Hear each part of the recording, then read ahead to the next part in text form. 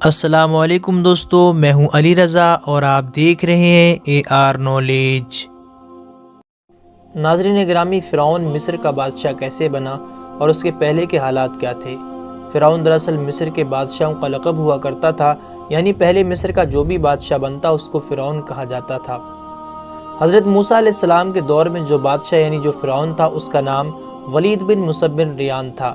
یہ شہر اسفیان کا ایک غریب عطار تھا اور اس نے لوگوں سے بہت سارا قرضہ لے لیا تھا، اور یہ قرضہ نہ دینا پڑے اس لیے وہ اسفیان سے بھاگ کر شام چلا گیا۔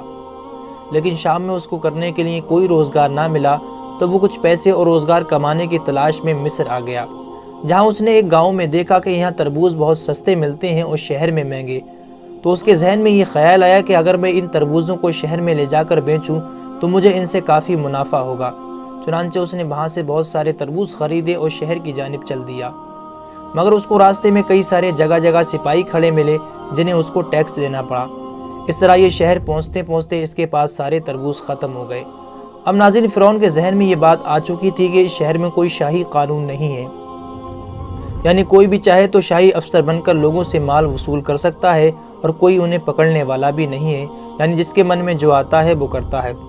اب ناظرین، اس نے سوچا کہ کسی طرح جو پرانا فرعون یعنی جو اس وقت مصر کا بادشاہ تھا اس تک پہنچ سکوں۔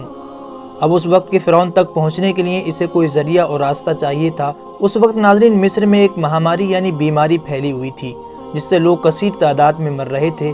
فرعون نے اس کا فائدہ اٹھایا اور قبرستان میں جا کر بیٹھ گیا اور اپنے آپ کو ایک شاہی افسر بتا کر لوگوں سے ہر مردے پر 5 درہم ٹیکس وصول کرنے لگا۔ اس بہانے اس نے چند ہی روز میں بہت سارا مال جمع کر لیا۔ اتفاق سے ناظرین ایک روز بادشاہ کے قریبی رشتہ داروں میں سے کسی کی موت ہو گئی۔ جب وہ اسے دفنانے کے لیے قبرستان پہنچے تو اس فرعون نے ان سے بھی 5 درہم مانگے، لیکن اس کو پیسے تو نہیں ملے بلکہ فرعون کو گرفتار کر کے بادشاہ تک لایا گیا اور بادشاہ کو اس کا پورا معاملہ بتایا۔ بادشاہ نے فرعون سے کہا کہ تمہیں قبرستان میں کس نے مقرر کیا تھا؟ فرعون نے کہا کہ مجھے آپ تک پہنچنا تھا، اس لیے میں نے یہ بہانہ بنایا۔ میں آپ کو یہ بتانا چاہتا ہوں کہ آپ کے ملک میں بہت خراب حالات ہیں، جس کے من میں جو آتا ہے وہ کرتا ہے۔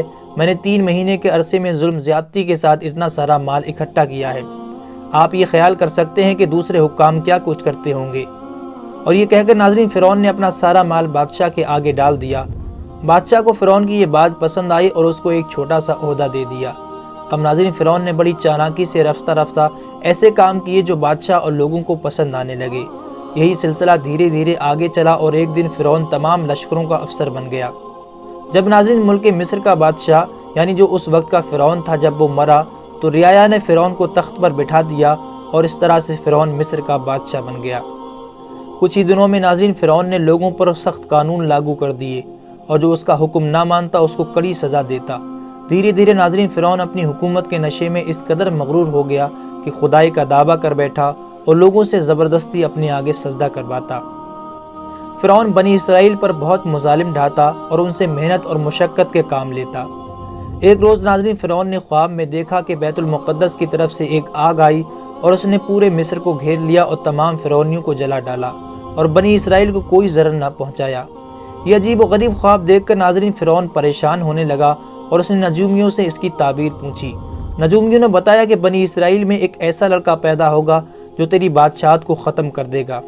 یہ سن کر ناظرین فرعون نے حکم دیا کہ بنی اسرائیل میں جو بھی لڑکا پیدا ہو اس کو قتل کر دیا جائے۔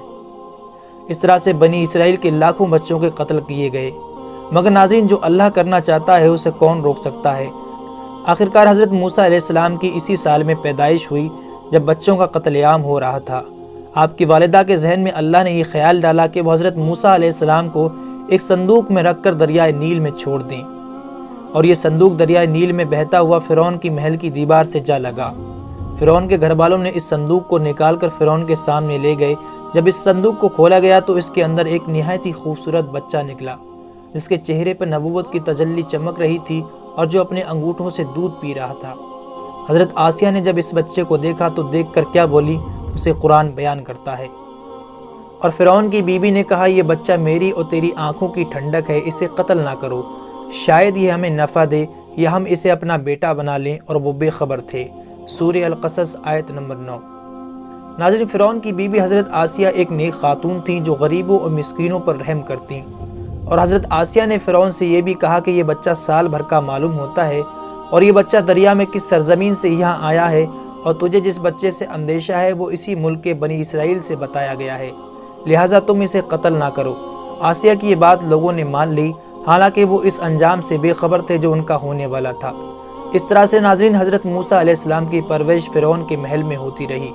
جب اللہ نے حضرت موسیٰ علیہ السلام کو نبوت سے سرفراز فرمایا اور آپ علیہ السلام نے فرعون کو نصیحت فرمائی اور کئی معجزے اسے دکھائے، جب حضرت موسیٰ علیہ السلام بنی اسرائیل کو غلامی سے نجات دلانے کے لیے مصر سے نکلے تو فرعون نے انتہائی تکبر سے بنی اسرائیل کا قتل عام کرنے کے لیے اپنی عظیم فوج کے ساتھ ان کے پیچھے روانہ ہوا، مگر جب ان کے قریب پہنچا تو اللہ کے حکم سے ایک آسمانی آگ نے ان کا راستہ روک لیا۔